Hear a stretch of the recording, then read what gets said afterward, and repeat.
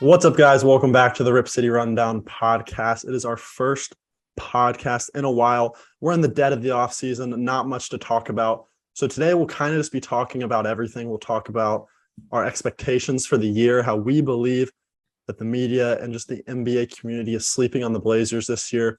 We'll give a couple predictions. We'll go over just some expectations for the season and then just round it out with just some random topics across the Blazers news cycle.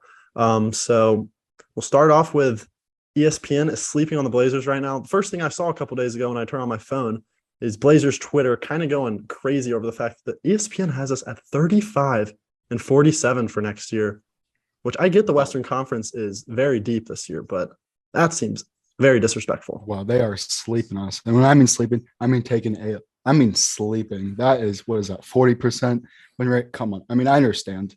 I mean, we've sucked every year, and Blazer fans tend to overstock our value every year going into the season. But I mean, I feel like this is a pretty good team, and I am the most excited for this season than since probably the Brandon Roy era, if I'm being honest. Yeah, I think it's going to be an unpopular opinion. I think ESPN got it right, to be honest. I think, Whoa. Yeah, I'm just saying from their perspective, because of course, like you said, we overstock our players sometimes. But think about it, we looked horrible last year, and yes, we're getting Dame back. Yes, we got Jeremy Grant, but I think the jury's still out on if the team is cohesive enough to really make a push for the postseason. And the West is ultra stacked this year. I mean, I've had some I'm the guy on this podcast that usually has the takes that are really pro Blazer, and they've bit me in the butt before. So I'm going to take a step back, harness my expectations. I think we make the playoffs. I don't think we're in the play-in, but to put us at the 9 seed, I can understand why they did it, I guess. My question to you guys is, do you feel like... Hold on, sorry. 35 games is not true. We're winning more than 35 games. I'm gonna push back on that, because do you feel like the West is more stacked this year than it was last year? Yes. I think it is. You have the addition of the Timberwolves being a lot better. Clippers are healthy again. Dallas Pelicans are good, but the Jazz are probably not going to be as good. Well, you got the Nuggets too. That's really the only one that's going to drop off. The Nuggets. But my thing is, the Blazers went 27 and 55 last year. So they got 8 games short of that 35 win mark. And remember, we had a garbage lineup the whole year, and we had to sit Josh Hart. We had to sit Trendon Watford. Those are guys that are going to be coming off probably our bench maybe next year. Trendon Watford might not get a ton of PT. We had to bench those guys so we don't win. I just feel like 35 is absurd. I see us in the low 40s. I think our peak is 46 and our floor is 38, and somewhere in the 40 to 43 range is our. Yeah. I mean, just maybe I'm being too pro Blazer here and too much of a fan, but I just compare, the previous years, the lineups, the stats, everything. And I really am excited for this year. And I think as Blazer fans, our expectations are low just because of our history, but every year is a new year. And I'm really excited. I feel like we can actually do something this year. Yeah, no, I'll give you that. This is probably what are you smiling about? Yeah, you said this. It's the most exciting year for Blazer fans, just because it's a new team, new pieces have come in. I think it might take a little bit of time to adjust. I see us winning 45 games, which might be on the higher side. Look, all I was saying about the ESPN article is I can see why they put us that low. I mean, let's be honest. The ESPN has been predicting us to be out of the playoffs all of Dame's career. And what have we done? Every time Dame's played, we've been a bona fide playoff contender. So I think we win 45 games. We're in the 5 or 6 seed range. Prediction for me there. Okay. I feel like every year we're saying the West is stacked, and someone's going to have injuries. Last year just happened to be the Blazers. Somebody's going to underperform, and teams are going to overperform. And consistently throughout the Damian Lillard era, we have seen the Blazers overperform with a weaker on paper lineup. Now, you don't know with a new team like this. Like you said, it might take a while, but with Dame being fully healthy and the fact that we are focusing more on defense, I look at our team, everyone is always looking at the Hawks, and they're with Trae Young, you're always going to have a top 10 offense. It's the same thing with Damian Lillard. You're always going to have a good offense if he's leading your team. So just having the emphasis on defense with your players, I mean, who knows? It could backfire for us because you just never know. We're not doing the same what we always do, but I feel like this roster has a little more potential than the past ones. Yeah, I think our defense is interesting because, like you said, a lot of our free agent signings were defense oriented. I think Gary Payton's going to be one of those underrated signings. Just people are going to forget. They're going to be like watching their team play the Blazers. Like, wait, Gary Payton's on the Blazers? Frick. Because, Gary Payton, we saw him with the Warriors when he was capable of doing guarding 1 through 4, arguably even he probably can hold his own against a small ball 5. I mean, he's that type of defender. So I do think our team is underrated. It's hard for me to put us above Golden State, Phoenix, Denver, Memphis, and New Orleans. And then you're not even mentioning the Mavericks. Clippers. The Clippers, the Lakers. Who knows what the Lakers are going to do? AD could not play a single game. He could finally get healthy. We don't know. Like, that's what I mean by the West is stacked. Like, even like the Kings. Like, the Kings are a laughing stock of a franchise, but they're like trying to do something. They got some bonus. He's an all-star. I mean, like, there's a lot of. I mean, anything can happen. Look at the Celtics last year. I mean, they were awful start. No one expected them to be in the finals. But they're a deep team. They have Tatum, but it's not like they have one certified just like GOAT level player. I mean, yes, Tatum's really good. He's almost at that level, but they're a spread out team and they were able to make the finals. Yeah.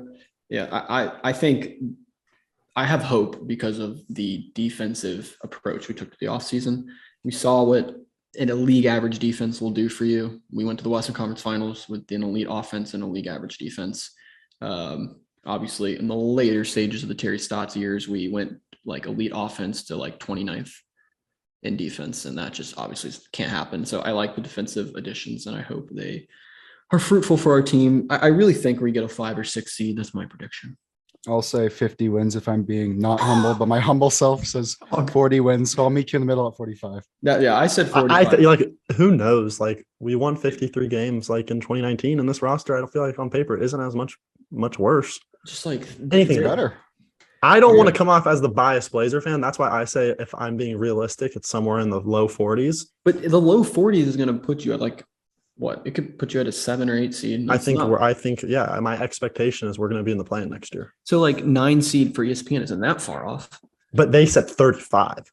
That's absurd. Fine. The win number and they had us at 10. I think there's a big difference between 10 and 7. In reality, it's not, but like it obviously is a mistake. Look, of course, it'd be a really sexy take to be like, we're going 50 and 32, but I just don't see it. I do think that we have guys. I made a video about this. I think Lasir Little next year could break out as I think he's going to be the starter. I think that was something that another Blazer reporter, Sean Hyken, said that there are reports that he is actually going to be the starter. And it's like getting to the point where it's confirmed next year. He's going to start at the 3 and Josh Hart's kind of going to run the bench unit. But like Basketball Reference does like predictions. They predict stats for everyone next year. And they have Nasir Little averaging 14 points and 7.5 rebounds, shooting 36% from 3 next year. If that happens, that's absurd and that's amazing. I think, look, 50 wins, again, very, very biased take, but let's just assume this hasn't happened in a long time. Let's assume the Blazers have a fully healthy season. I mean, you brought up a good point. You brought up a good point, injuries, because while there are 7 or 8 really good Western Conference teams, 2 of them are going to get hurt.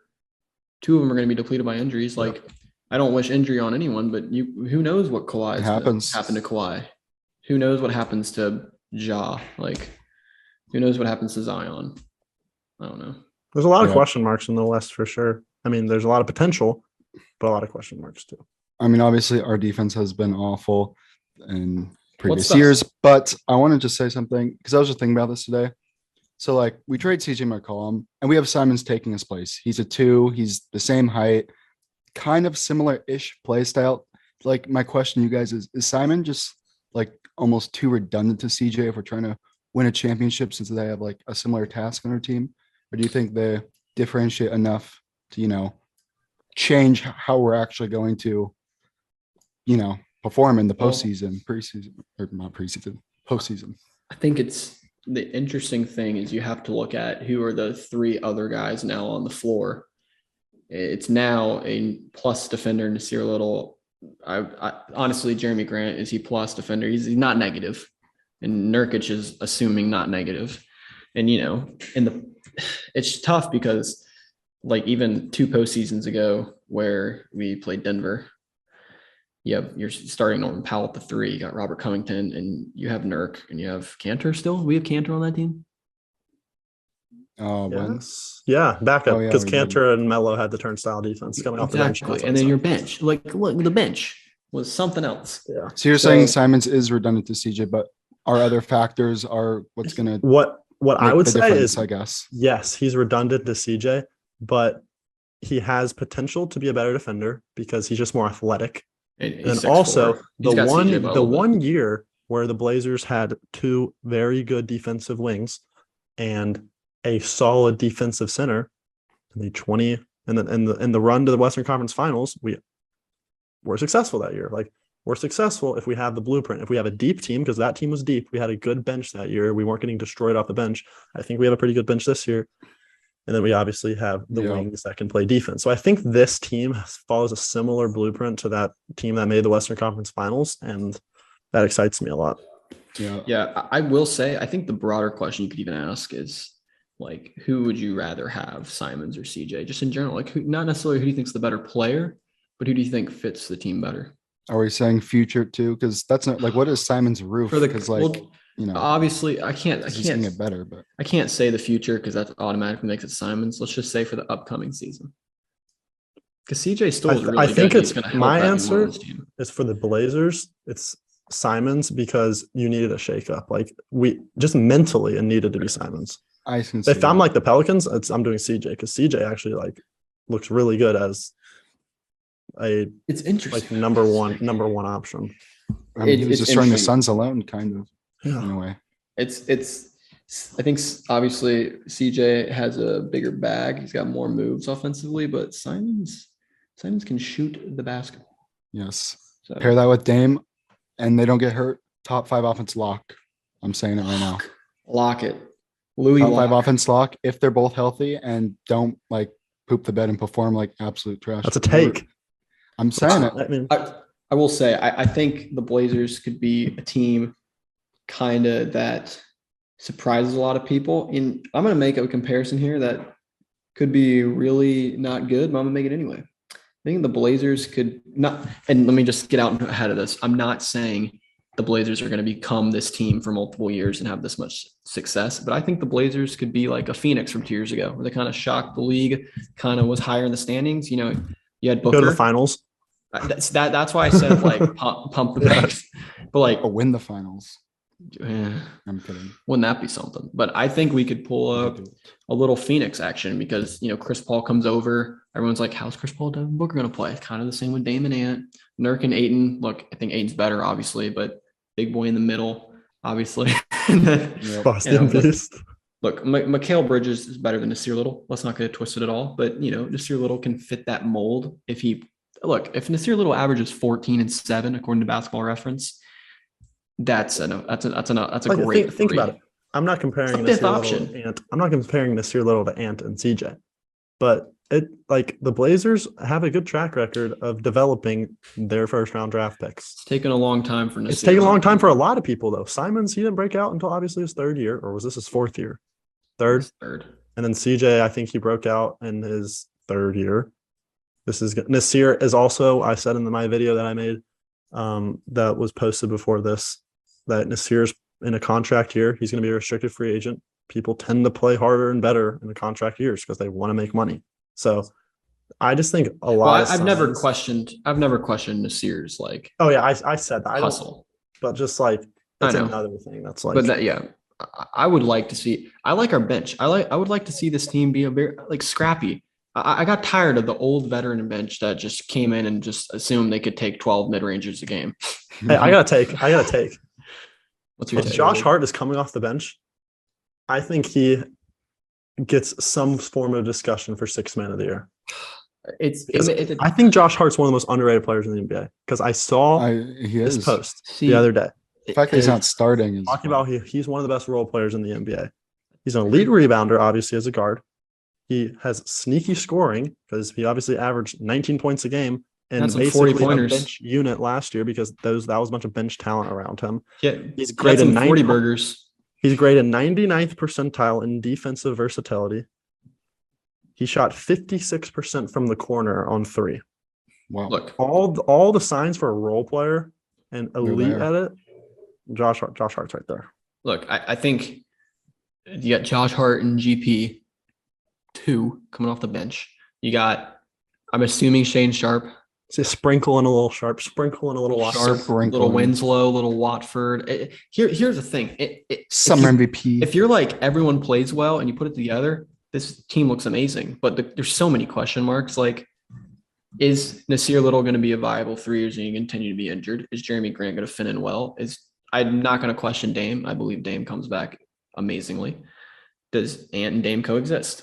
Can Narc return to his form? Like, it's just there's a lot of pieces to the puzzle that need to go together, as with most teams. But I do want to say that this might be like a kind of delusional way of thinking about it, but like obviously our bench in the past has been old, so you're more likely going to regress when you're old. Young lot boys. of these got young guys. Now, I'm not Play saying defense. all the young guys progress at a perfect rate, but they're more likely going to increase their value than decrease their value. So Little is probably not going to get worse than last year. He really only is probably going to get better. Same with Trendon Watford is probably going to get better. Like, we have a young core that is actually probably going to grow together a little bit, other than like you don't have Melo anymore. That's obviously not bringing in old veterans and chucking up some shots on all offense, no defense. But I like our approach to our bench this year way more than the previous year. The dog barked. What was that? Let me just continue off that with the bench. I think we kind of saw it in a nutshell in Summer League. Like, we were a team in Summer League that was young, athletic, and competed on the defensive end. Even like you heard announcers being like, this is not a normal Blazer team we see. Usually we're very, aesthetically pleasing on offense. We score a lot of points, but, the defense can be a big struggle. But I like the fact that our defense and our bench is going to bring the defense. Our bench is going to be young, versatile, hungry. They want to show what they can do. And even Kenny the Jet Smith from Inside the NBA, he has a quote. And I remember this quote all the time. He says, if you play hard for 82 games, you'll win 41 of them. It's like, if you just play your butt off every game. Team's playing hard. Huh? This team's going to be playing hard. I'm just saying we have a bench that's going to be scrappy. I think we're gonna have a bench that's going to muck up the game and not give up the leads that the starters will get. Someone just dropped a hot take in the comments of our YouTube just 15 minutes ago. About Nasir. They go, he will turn into a more athletic OG on an OB. All right. That is a hot take. That is a take. I think a good way to respond to that, or not respond to that, but to react to that, is kind of just ask yourself, would you rather have Nasir Little or OG on an OB? Give me Nasir. No, I'm just kidding. But I think that's the blueprint who you want him to turn into, though. You're not asking too much. You want him to be like that perfect role player. Yeah, Nasir's got the higher ceilings. I mean, he's going to be the 5th option. So, like, his job is to really just lock in defensively and hit some open shots. 3 and D. I do hope he starts, though, because I think a combination of Josh Hart and Gary Payton II coming off the bench, or just being in a closing lineup or something, like. Is there enough offense there, you think? Or on the bench? Because I don't know if there's enough offense on the bench. Josh Hart proved that he can lead an offense. Can he facilitate with the ball, though, or is he just, like you said, 56% from the corner? And that's I'm trying to think about who else could bring a little offense. Well, you're obviously I don't think you're gonna find yourself in times where you're just running a full bench unit. I think a lot of the minutes this year will be kind of dispersed. Like Dame and Ant are obviously gonna play together, but I think we're gonna see a lot of times where Dame is running with where they stagger. They stagger, that's the word I was looking for. I think GP's an underrated offensive player, just a little bit. Everyone probably it's not like he can't says he's shoot. a great defensive player, but he can shoot, and we saw him dunk a couple times. He's a perfect guy to like play athletic. in the short corner, like high post. Like he could be a guy that like screens for you as a 6'3" guard. He's that like stocky and athletic. A lot of interesting plays above his position that you can create. You put GP in the pick and roll. Because what's going to happen is I'm already thinking about the postseason because is what I do. Because we make the postseason like usually. So like let's hope that doesn't turn into a bad pick like last year. Yeah, just fingers crossed, knock on wood. But I can just see like a lot of teams when Gary Payton's gonna be on the floor is gonna hide their worst defender on Gary Payton because he's probably not the most best floor stretcher, best individual offensive player. But if you put him in action and pick and roll and you get their worst defender switched on to what we want, or they double and then, it's the same story. Look, Dan's going to get doubled. You're going to make the pass to Nurk. He's going to kick to the corner and Candace Little make a 3-pointer because Alfred Camino cannot. Yeah. But when it went in, it was so beautiful because it never hit the rim. Oh, it was a rainbow. What shot are we talking about? Yeah. Who?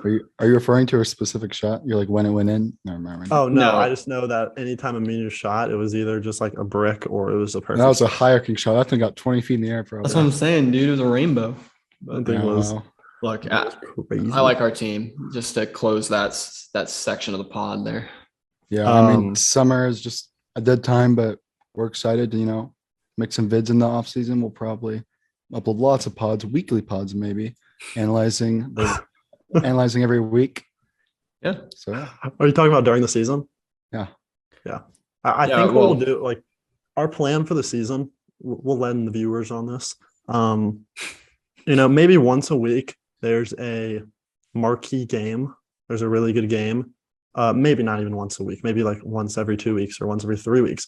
But I do want to live because obviously we have lives, but I want to live stream different games. Have you guys watch the games with us. Yeah, like you said, we'll do a podcast a week. We'll still drop normal videos. And then obviously the Instagram is going to be giving you all the updates. The Twitter is going to give you all the updates, and the TikTok is going to be giving you all the highlights and different random thoughts that Cody decides to come up with. That's right. I want to take this is a good moment in the podcast. I want to thank our sponsor for the podcast, Created by Nature. As you see behind Cole there, go to createdbynature.com. If you like seeds, Links in the description. Fragrances, heck, there might even be some remnants of wood candles on there. But I'm just kidding. But createdbynature.com, they sponsor this video. How much did they pay us for this? That is Cody, how much did they we pay will you? not disclose that information. Okay. How much do they pay you? Me? Inside joke. Inside. But I want to thank sales are great in the summer, obviously, because everyone wants to plant flowers. This is the Colorado one. If you don't know anything about Colorado, you can, or you do know that in We don't like the 2019 they got Colorado knocked down the playoffs by the Portland Trailblazers. a little nugget here. So Created by Nature, the Oh, a little Wildflower nugget. Company. Denver Nuggets, Colorado, Denver. Yeah, you see what I did there. No. But sorry, Created by Nature. They have seeds. Each state, obviously, most of our viewers probably come from Oregon. They have an Oregon package, and you get a special prize if you go in the comments and tell me the state flower of Oregon right now when you watch this. Really? People are definitely cheating. Oh, I don't care. It's for the engagement, man. I want people to engage with us. But a anyway, funny thing that was brought up to me by someone who saw our setup is the fact that there is not an active player behind us. We got CJ here. We got CJ here. We got Gary Trent Jr. Gary here. Trent Jr. Or actually Trent Watford. So never mind. What's You a don't know shoe, what though? this The is. Dames? What We is got that? the Dame shoes. We got Yeah. a Dame signed basketball. Okay, we at least got- Dame's still on the team. We got an Oregon Duck there just because it has to do with Oregon, obviously. And then obviously our sponsors, Created by Nature. Thank you. Remember, links in the description. Go get your seeds. you get your seeds, and they're not sunflower seeds. They're like seeds to plant. So Yeah. Or again, you don't have to get just seeds. You can get magnet and stickers. magnet They got it all. stickers, Hats. fragrances, They got merch. hats. They have merch. Speaking of merch, let me talk about something. I was going to say, let's get into that. Again, Beautiful.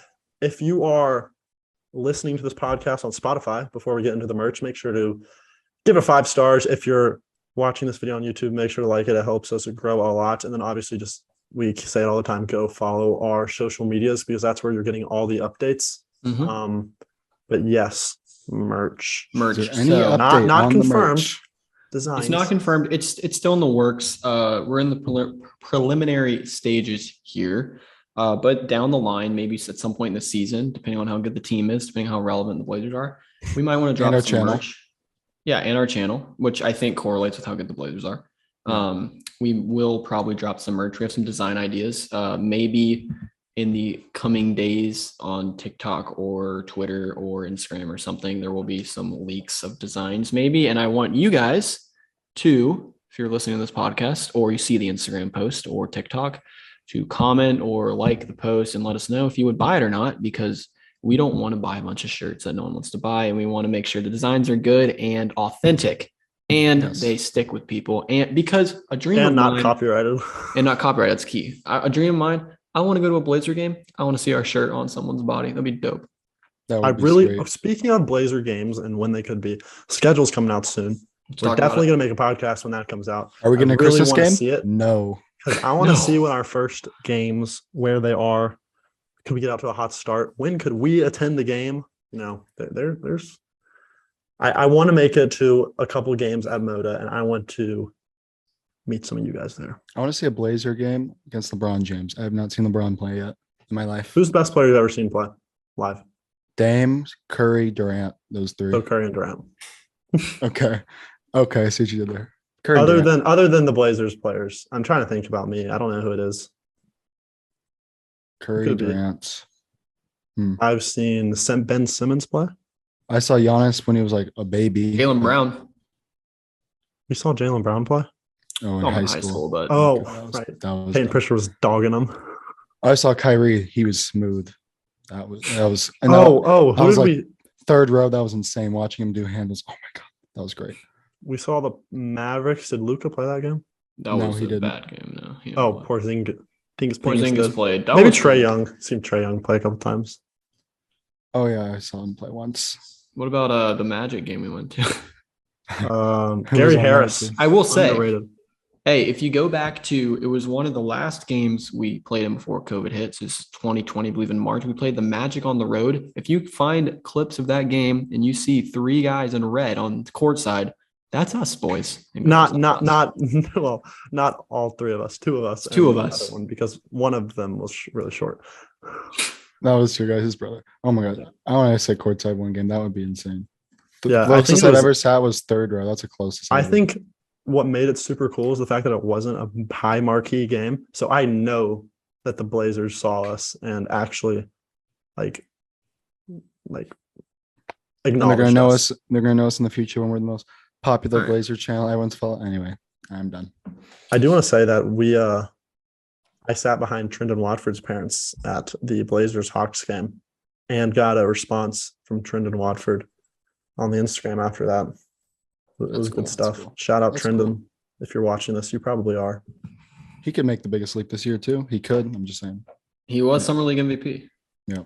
So I wanted a ring. can I start something here? Okay. Yes. Okay, so it's 2022. We're celebrating 10 years of Damian Lillard here as a member of this franchise. And this is more, so in the past decade, 2012 to 2022, I want you guys to give me your top 3 Blazer moments. Not necessarily best Blazer plays, but for you, like individual Blazer moments, top 3. I'll if y'all want me to start, I will. If you have it, go. I've got one that I can think Hey, of we- off the bat. I just need 3 by the end of the video. It doesn't have to be at once. Yeah, I'm not gonna say the Thunder shot because I actually didn't watch that moment live. But example.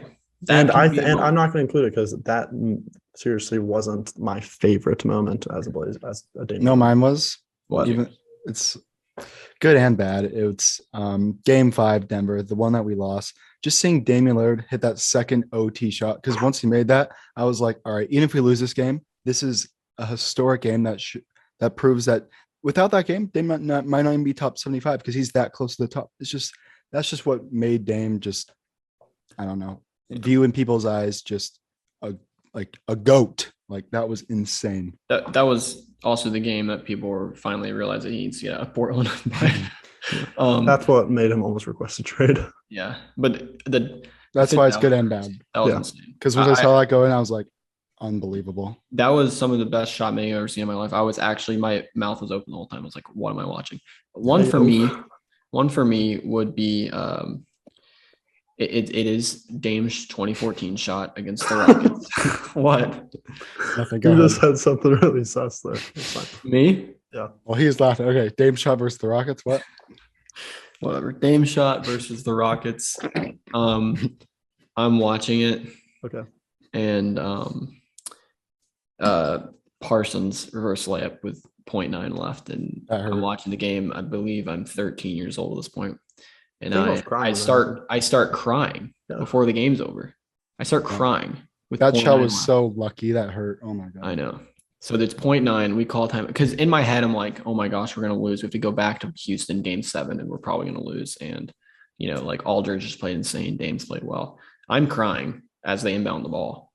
I felt like such an idiot because Dame makes the shot, and I'm like starting to cheer through tears. And I'm like, dang, I didn't have any faith in my team. This sucks. But it was still a cool moment because I remember like crying, and my parents already knew what happened.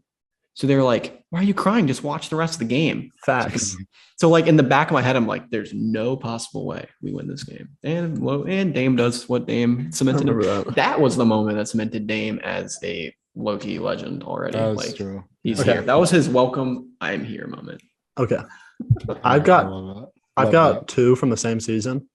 The first one I'm going to say though, it's not necessarily even a good Dame moment, but it is the game. It's when Dame was on that insane run when he had like 6 straight games of 45 plus points.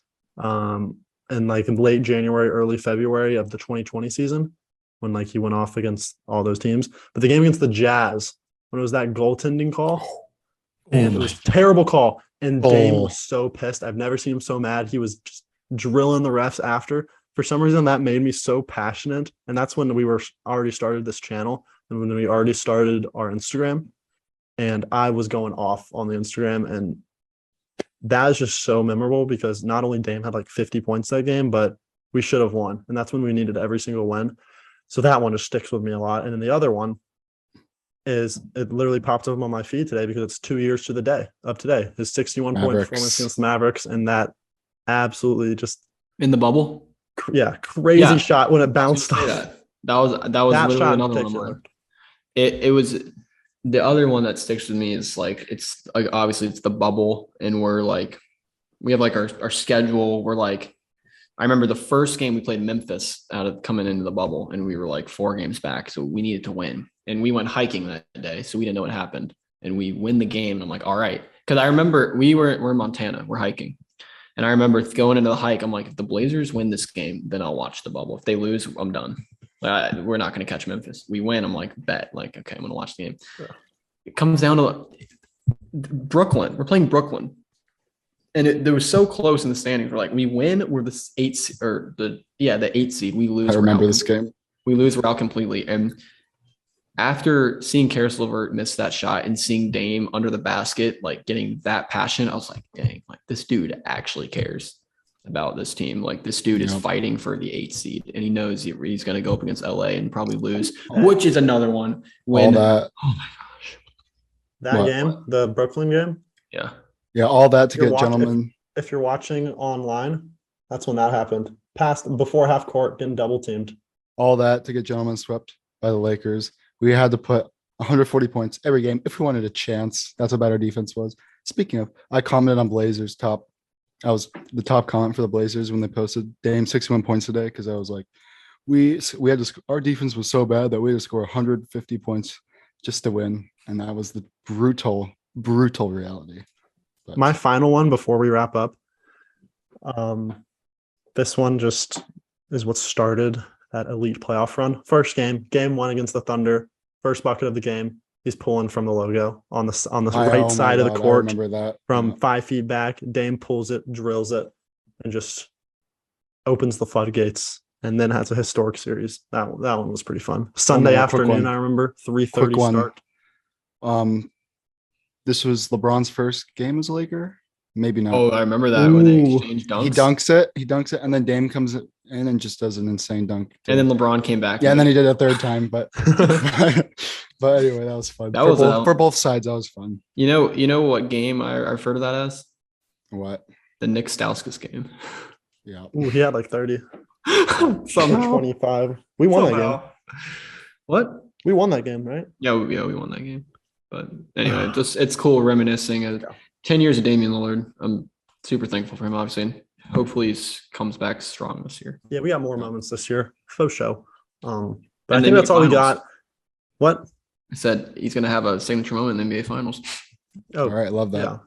That's my take. Obviously. But that's going to do it for the podcast, guys. Obviously, not a ton to talk about, but we hope you enjoyed just us reminiscing on some Dame moments and obviously just going over how the media feels about the Blazers and our thoughts on it too. So remember, like I said earlier, if you're on Spotify, give it 5 stars. If you're watching on YouTube, give it a like and subscribe. And then also comment about the merch. We want to drop something, but we don't know when. We want to know if you would actually buy it. So They're pretty, do it. it's pretty dope too. I'm just gonna say. Thank you for listening. We'll see you in the next podcast. That'll be it, guys. Peace.